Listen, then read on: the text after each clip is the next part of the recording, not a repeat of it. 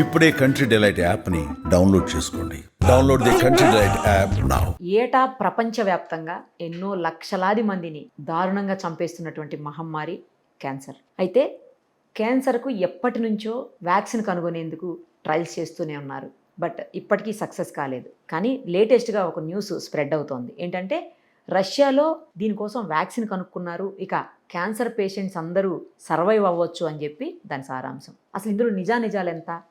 అది నిజమైతే మాత్రం చాలామంది సేవ్ అవుతారు, అందులో డౌటే లేదు. బట్ అసలు అది ఎంతవరకు కరెక్ట్ అనేది ఇప్పుడు మనం డాక్టర్ గీత గారిని అడిగి తెలుసుకుందాం. కేర్ హాస్పిటల్స్ నుంచి ఆవిడ సర్జికల్ ఆంకాలజిస్ట్గా గత కొన్నేళ్లుగా ఉన్నారు. ఆమె అయితే పర్ఫెక్ట్గా చెప్తారని ఆమెను అడిగి తెలుసుకుందాం. నమస్కారం నిర్మా. మ్యామ్ చెప్పండి, ఇది ఎంతవరకు కరెక్ట్? అసలు ట్రయల్స్ ఎప్పటి నుంచి అవుతున్నాయి? ఇదంతా అందరికీ తెలిసిన విషయమే. బట్ ఇప్పుడు లేటెస్ట్ న్యూస్ ఏంటంటే మొత్తం రష్యా అంతా కూడా క్యాన్సర్ పేషెంట్లకి ఫ్రీగా ఇచ్చేస్తారు, ప్రపంచవ్యాప్తంగా కూడా ఈ వ్యాక్సిన్ని తీసుకోవచ్చు, ప్రతి ఒక్కళ్ళు తీసుకోవచ్చు అన్నట్టుగా స్ప్రెడ్ అయింది news. Is it right are wrong? Actually నేను చూశాను, అది ఒక ఏదో రష్యాలో ఒక ఎంట్రోనిక్స్ అనే vaccine cancer vaccine pre clinical trials finish చేసింది. దే హ్యావ్ అప్రూవ్, అంటే ఎఫ్డిఏ లాగా వాళ్ళకి రష్యన్ ఫెడరల్ ఒక ఏజెన్సీ ఉంది, అది క్లినికల్ ట్రయల్స్ కోసం అప్రూవ్ చేసింది. అంతే, అంతవరకే. అంటే ఆల్రెడీ క్లినికల్ ట్రయల్స్ అయిపోయాయి, అందులో 100% success rate. Pre clinical trials అయిపోయినాయి. ప్రీ క్లినికల్ ట్రయల్స్ అంటే డ్రగ్ క్లినికల్ అంటే హ్యూమన్ వాలంటీర్స్ మీద మనం ప్రయోగించే ముందు ప్రీ క్లినికల్గా, అంటే ఐదర్ ఇన్వైవో అంటే ఒక ఇన్విట్రో సెల్స్ మీద కానీ లేకపోతే యానిమల్స్ మీద కానీ, అంటే ద సేఫ్టీ అండ్ ఎఫెక్టివ్నెస్ ప్రొఫైల్ని చూస్తానికి. దాంట్లో కూడా ఫార్మకోకైనెటిక్స్, పీకే స్టడీస్ అని ఫార్మకోడైనమిక్స్ అని స్టడీస్ ఉంటాయి. అదేంటంటే ఆ డ్రగ్ వల్ల మన బాడీకి ఎలాంటి సైడ్ ఎఫెక్ట్స్ ఉంటాయి, మన బాడీ ఆ డ్రగ్ని ఎలా తీసుకుంటుంది, అలా రెండు ఫార్మకోకైనెటిక్స్ అండ్ ఫార్మకోడైనమిక్స్ ఈ స్టడీస్ చేస్తారు. ప్రీ క్లినికల్ అంటే హ్యూమన్స్కి ఇచ్చే ముందు యానిమల్స్ మీద ఎక్స్పెరిమెంట్స్ ల్యాబ్స్లో చేసే ట్రయల్స్ ఇవమ్మా. ఆ ప్రీ క్లినికల్ ట్రయల్స్ ఫినిష్ చేసి they have given, their government has given approval for clinical trials. ఆ క్లినికల్ ట్రయల్స్ కూడా phase 1, phase 2, phase 3, phase 4 ఉంటాయి అన్నమాట. ఆ phase 1 అంటే ఒక స్మాల్ గ్రూప్లో ట్రై చేస్తారు ఫస్ట్. దాని డోసేజ్ ఎంత, దాని ఎఫెక్టివ్నెస్ ఎంత, దాని సైడ్ ఎఫెక్ట్స్ ఎంత. ఒకవేళ అది సక్సెస్ అయితే 2-3 లార్జర్ గ్రూప్స్లో మల్టీ సెంట్రిక్ అంటే మల్టీ రీజనల్ గ్రూప్స్లో ట్రయల్ చేస్తారు. ఆ ట్రయల్ చేసాక ఒక్కసారి అప్రూవల్ మార్కెట్లోకి డ్రగ్ అప్రూవ్ చేసిన తర్వాత పోస్ట్ మార్కెటింగ్ సర్విలెన్స్ కూడా ఉంటుంది. ఇది యూజువల్గా ఏ డ్రగ్ కానీ డివైస్ కానీ మెడికల్ డివైస్ కానీ ప్రవేశపెట్టేటప్పుడు ఈ ప్రీ క్లినికల్ అండ్ ఈ all faces 1, 2, 3, 4 face of clinical trials వాళ్ళు ప్రతి కంపల్సరీ చేయాల్సింది, చేయకుండా ఏమీ రాదు. Right ma'am, okay. సో ఇప్పుడు మరి ఈ 4 ట్రయల్స్ కూడా సక్సెస్ అవ్వడానికి ఎంత టైం పడుతుంది? అంటే దాన్ని బట్టి వాళ్ళు, అంటే యూజువల్గా the problem with cancer vaccine అంటే ఇప్పుడు కాదమ్మా, అనాదిగా ఈ mRNA వ్యాక్సిన్ అనేది జర్మన్స్ అప్పుడు ముందు కోవిడ్ టైం అప్పటికే చాలా ల్యాబ్లో ఎక్స్పెరిమెంట్స్ జరుగుతున్నాయి కాబట్టే అది ఎస్టపోలేట్ చేశారు. అంటే ఆ mRNA కోవిడ్ వ్యాక్సిన్ కూడా ఉంది, మోడర్నానో ఏదో, ఇఫ్ ఐ రిమెంబర్ కరెక్ట్లీ. అదేంటంటే వాళ్ళు ఆల్రెడీ క్యాన్సర్ మీద mRNA ప్రయోగ పెడుతున్నారు కాబట్టి కోవిడ్ రాగానే అది కోవిడ్కి ఉపయోగించే వాళ్ళకి ఈజీ అయిపోయింది అనమాట, వ్యాక్సిన్ తయారు చేస్తాం అనమాట. ద ప్రాబ్లం ఏంటంటే క్యాన్సర్ వ్యాక్సిన్కి ఇప్పుడు వ్యాక్సిన్స్ అనేది వేరే వాటికి ఇన్ఫెక్షన్స్కి వీటికి అనాదిగా ఉన్నాయి. 200 years బ్యాకే వ్యాక్సిన్స్ ఇంట్రడ్యూస్ అయినాయి అనమాట. సో మనకి ఈ బ్యాక్టీరియల్ ఇన్ఫెక్షన్, వైరల్ ఇన్ఫెక్షన్స్కి వ్యాక్సిన్, మీజిల్స్ అని, మమ్స్ అని, పోలియో, డిప్తీరియా, టెటనస్, వీటన్నిటికీ వ్యాక్సిన్స్ ఉన్నాయి. అది చాలా ఈజీ, ఎందుకంటే ఆ వైరస్ బ్యాక్టీరియా అనేది మన ఇమ్యూన్ సిస్టమ్, మన రోగ నిరోధక వ్యవస్థ అనేది ఉంటుంది, ఇమ్యూన్ సిస్టమ్ అనేది ఉంటుంది. ఆ ఇమ్యూన్ సిస్టమ్ అది డెఫినెట్గా ఫారెన్ బాడీస్ కాబట్టి ఈజీగా అటాక్ చేసి చంపేస్తుంది ఇమ్యూన్ సిస్టమ్ మనకి. బట్ క్యాన్సర్ సెల్స్ అంటే అట్లా కాదు. క్యాన్సర్ సెల్ అనేది మన శరీరంలో కణాలే ఒకేసారి మ్యుటేషన్, డిఎన్ఏలో అట్లా మార్పు వస్తాం వలన యూజువల్గా ఏంటంటే ఒక క్రమబద్ధంగా ఈ డివైడ్ అవుతాయి అన్నమాట. దాన్ని ఒక 2 జీన్స్ కంట్రోల్ చేస్తుంది, ప్రోటోఆంకోజిన్, ట్యూమర్ సప్రెసర్ జీన్ అని కంట్రోల్ చేసి సమతుల్యతగా వెళ్ళిపోతూ ఉంటాయి. ఎప్పుడైతే ఈ జీన్స్లో కానీ ఇంకెక్కడన్నా మ్యూటేషన్స్ ఎక్వైర్ అయినప్పుడు ఆ సమతుల్యత కోల్పోయి ఇష్టం వచ్చినట్టు డివైడ్ అవుతాయి అన్నమాట. సో ఓహో. మన శరీరంలో కణాలే అవి, వేరే కణాలు, ఫారెన్ కణాలు కావయి. మేడం. సో మన శరీరంలో కణాలే కాబట్టి అవి నార్మల్ కణాల్లాగా, హెల్దీ కణాల్లాగా ఉంటాయి, మిమిక్ అవుతాయి ఓహో. Cancer cells. సో దాన్ని అటాక్ చేస్తాం కష్టం, ఎందుకంటే ఇప్పుడు ఫారెన్ బాడీ అంటే ఆ సెల్స్ని అటాక్ చేస్తుంది ఇమ్యూన్ సిస్టమ్, మేడం. అయిపోతాయి. నార్మల్ సెల్స్ మీద ఎఫెక్ట్ ఉండదు. ఇప్పుడు ఈ Okay. ఈ క్యాన్సర్ వ్యాక్సిన్ ఏంటంటే ఆ కణాలకి నార్మల్ కణాలకి డిఫరెన్షియేట్ చేయక నార్మల్ సెల్స్ మీద కూడా సైడ్ ఎఫెక్ట్ ఉండి ప్రమాదం ఉండే అవకాశం ఉంది. ఓహో. అందుకని క్యాన్సర్ వ్యాక్సిన్ కనుక్కోవటం అనేది చాలా కష్టం అవుతుంది. ఇంకొకటి Okay. ఏంటంటే మన శరీరంలో డిఫరెంట్ క్యాన్సర్స్కి డిఫరెంట్ యాంటీజెన్స్ అయి ఉంటాయి. ఒక వ్యాక్సిన్ ఇచ్చేసాం ఆల్ శరీరంలో ఏ Cancer క్యాన్సర్ తగ్గి రాదు అనుకోవడానికి లేదు. అట్లా ఉండదు. ఓహో. Every organ is unique, personalized అనమాట. Each cancer is unique, personalized. ఓహో. అని ఒక ఆర్గన్లో కూడా డిఫరెంట్ టైప్స్ ఉంటాయి అన్నమాట. ఒక ట్యూమర్లో ఇది ఎక్కువ ఎక్స్ప్రెస్ అవుతుంది, ఇంకో ట్యూమర్లో ఇంకొక ప్రోటీనో ఇంకొక యాంటీజెన్ ఎక్కువ ఎక్స్ప్రెస్ అవుతుంది. అట్లా యూనిక్గా ఒక వ్యాక్సిన్ ఇస్తే అన్ని అలా కష్టం అనమాట. అందుకని Okay. క్యాన్సర్ వ్యాక్సిన్ కనుక్కోవటం అనేది ఇంత కష్టమైంది. అంటే మ్యామ్ ఇప్పుడు లివర్ క్యాన్సర్ కి వేరే ఉంటుంది, థ్రోట్ క్యాన్సర్ కి వేరే అదే ఉంటుంది, ఇప్పుడు స్కిన్ already క్యాన్సర్ కి వేరే ఉంటుంది, cervical వేరే, అంతే, ఇట్లా అది వేరే ఉంటుంది. వేరే రకంగా ఉంటుంది. ఉంటాయి అన్ని. దీంట్లో ప్రివెంటివ్ వ్యాక్సిన్స్, థెరప్యూటిక్ వ్యాక్సిన్స్ అని ఉంటాయి. ఆల్రెడీ కొన్ని ప్రివెంటివ్ వ్యాక్సిన్స్, కొన్ని థెరప్యూటిక్ వ్యాక్సిన్స్ మార్కెట్లో ఉన్నాయి. ప్రివెంటివ్ వ్యాక్సిన్స్ ఏంటంటే మరి మీకు ఆల్రెడీ తెలుసు, న్యూస్లో HPV vaccine, human papilloma virus vaccine, అది సర్వైకల్ క్యాన్సర్ Cervical. ప్రివెన్షన్. ఇప్పుడు యంగ్ గర్ల్స్ అందరికీ అది ఎందుకంటే ఇస్తున్నారు. ఇస్తున్నారు, ఎందుకంటే అది హ్యూమన్ ప్యాపిలోమా వైరస్ అనే వైరస్ వల్ల వస్తుంది కాబట్టి దానికి అగెనిస్ట్గా వ్యాక్సిన్. ఓకే. అలానే hepatitis B vaccine liver cancer చాలా వరకు ప్రివెంట్ చేస్తుంది. ఎందుకంటే లివర్ క్యాన్సర్కి ఇంచుమించు చాలా వరకు hepatitis B one of the cause కాబట్టి ఆ హెపటైటిస్ బి వల్ల ఇది ప్రివెంటివ్ వ్యాక్సిన్ లాగా. అదే థెరప్యూటిక్ వ్యాక్సిన్స్ అని కొన్ని ఉన్నాయండి. కొన్ని ప్రాస్టేట్ క్యాన్సర్లో ప్రాస్టేట్ ప్యాప్ అంటారు, ప్రాస్టేటిక్ యాసిడ్ ఫాస్ఫేట్ అని ఉంటుంది. దాన్ని టార్గెట్ చేస్తూ పిఎస్ ఈ రెండు టార్గెట్ చేస్తూ సిప్పిలుసిల్ టీ అని ఒక వ్యాక్సిన్ ప్రాస్టేట్ క్యాన్సర్కి మార్కెట్లో ఉంది. అది థెరప్యూటిక్ వ్యాక్సిన్. ఏంటంటే ఆ యొక్క ప్రోటీన్ని టార్గెట్ చేస్తుంది అనమాట ఇది. అలానే బీసీజీనో ఎర్లీ బ్లాడర్ క్యాన్సర్కి బీసీజీ ద్వారా దాని ఇమ్యూన్ సిస్టమ్ అటాక్ చేసేటట్టు ఆ బీసీజీ వ్యాక్సిన్, ఈ రెండు థెరప్యూటిక్ వ్యాక్సిన్స్. ఇంకా చాలా ట్రయల్లో ఉన్నాయి ఇలా వ్యాక్సిన్స్ కోసమని. ఆల్రెడీ ఇమ్యూన్ థెరపీ ఇస్తున్నాము. ఇంకా కార్ టీ సెల్స్ థెరపీ అని వచ్చింది ఒకటి.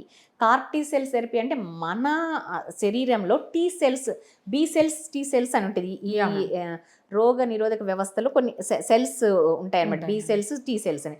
మన శరీరంలో టీ సెల్స్ బయటికి తీసి, బ్లడ్లోంచి టీ సెల్స్ బయటికి తీసి ఆ టీ సెల్స్ మీద చిమెరిక్ యాంటీజెన్ రిసెప్టర్ అని ఇంట్రడ్యూస్ చేసి, అవి ఆర్టిఫిషియల్ ఎక్కువగా ప్రొడ్యూస్ చేసి అది మళ్ళీ మన బాడీలోకి ఇంట్రడ్యూస్ చేస్తే అది అది ఈ క్యాన్సర్ సెల్స్ని అటాక్ చేస్తుంది అనమాట. స్పెసిఫిక్ రిసెప్టర్ దాని మీద పెట్టి అది ఆల్రెడీ క్యూర్ అవుతుందా మేడం? లేకపోతే చాలా వరకు రిజల్ట్స్ బెటర్ ఉన్నాయి. అది ఆల్రెడీ బ్లడ్ క్యాన్సర్స్లో లుకీమియాసు, లింఫోమాసు వీటిలో చేస్తున్నారు. Already car T cell therapy అనేది కొన్ని అది బ్లడ్ క్యాన్సర్స్లో ఆల్రెడీ మన ఇండియాలో కూడా ఇస్తున్నారండి. ఇంకా రాను అది సాలిడ్ ట్యూమర్స్లో కూడా వచ్చే అవకాశం ఉంది అలాంటివి. కానీ ఎప్పటికీ అనేది తెలియదు, అంటే వస్తుంది, అది తొందరలో వస్తుంది. బట్ క్యాన్సర్ వ్యాక్సిన్ అనేది ఇంకా అంటే స్పెసిఫిక్ యాంటీజెన్ అంటే ఇప్పుడు దానికి ఏంటంటే నార్మల్ సెల్స్ కూడా యాంటీజెన్స్ ప్రొడ్యూస్ అవుతాయి. బట్ ఈ క్యాన్సర్ సెల్స్ అధిక రేట్లో ప్రొడ్యూస్ చేస్తాయి. బట్ అట్లా కూడా కష్టం, ఎందుకంటే కొంతవరకు నార్మల్ సెల్ డ్యామేజ్ కూడా ఉంటుంది అలా మన వ్యాక్సిన్. కొన్ని ఏంటంటే నియో యాంటీజెన్స్ అని ఇప్పుడు అంటే ఓన్లీ ట్యూమర్స్ పర్సనలైజ్డ్ అనమాట. Tumour specific antigen only tumour సెల్సే ప్రొడ్యూస్ చేస్తాయి, దాన్ని నార్మల్ సెల్స్ ప్రొడ్యూస్ చేయవు. అలా ఉన్నప్పుడు మనం తయారు చేస్తాం వ్యాక్సిన్ ఈజీ, ఎందుకంటే ఓన్లీ వ్యాక్సిన్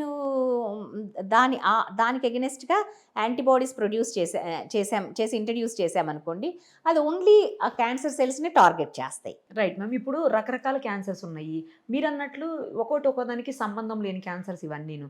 మరి ఇలాంటప్పుడు ఒక్క వ్యాక్సినే అన్నిటికీ పనిచేయదు కదా, మరి ప్రతిదానికి వ్యాక్సిన్ తీసుకోవాలంటే కూడా ఈజ్ ఇట్ పాసిబుల్ మ్యామ్? అంటే ఈజ్ ఇట్ పాసిబుల్ అంటే అది థెరప్యూటిక్ వ్యాక్సిన్స్ ఇవన్నీ. క్యాన్సర్ వస్తే దానికి ఏ ఆర్గాన్కి వస్తే దానికి స్పెసిఫిక్గా అనమాట.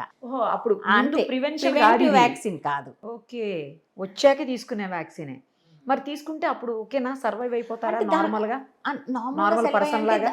దాన్ని బట్టి అంటే ఏది ఎక్స్ప్రెస్ అయింది వాళ్ళ దాంట్లో. అంటే ఒకటి ఇప్పుడు ఎవ్రీథింగ్ ఈజ్ పర్సనలైజ్డ్ మెడిసిన్ అమ్మా, ఇది జీరో ఆఫ్ పర్సనలైజ్డ్ మెడిసిన్. ఇప్పుడు ఒకప్పుడు అంటే వన్ సైజ్ ఫిట్ ఎవ్రీబడి, ఇప్పుడు ఒక సైజ్ ఒక 40 సైజ్ అందరికి ఇప్పుడు ఫిట్ అవుతుందంటే ఫిట్ అవ్వదు.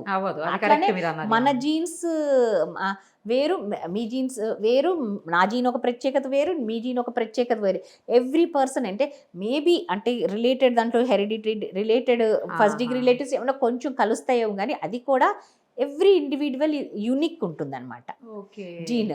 సో మనం పర్సనలైజ్డ్ అంటే ఇప్పుడు ఒక బ్రెస్ట్ క్యాన్సర్ ఒక 10 మందికి ఉందండి, 10 మందికి సేమ్ సైట్లో అప్పర్ అవుటర్ క్వాడ్రెంట్లో 2 సెంటీమీటర్ ట్యూమర్ ఉంది, సేమ్ ఫైండింగ్స్ 10 మంది, కానీ 10 మందికి బయాలజీ ఒకటి కాదు, 10 మందికి డిఫరెంట్గా ఉంటుంది. సో ఈ 10 మందిని మనకు ఓకే మనం ఇక్కడ ట్యూమర్ ఉంది బ్రెస్ట్ క్యాన్సరు, ఈ 10 మందిని ఒకలాగా ట్రీట్ చేద్దామంటే కుదరదు.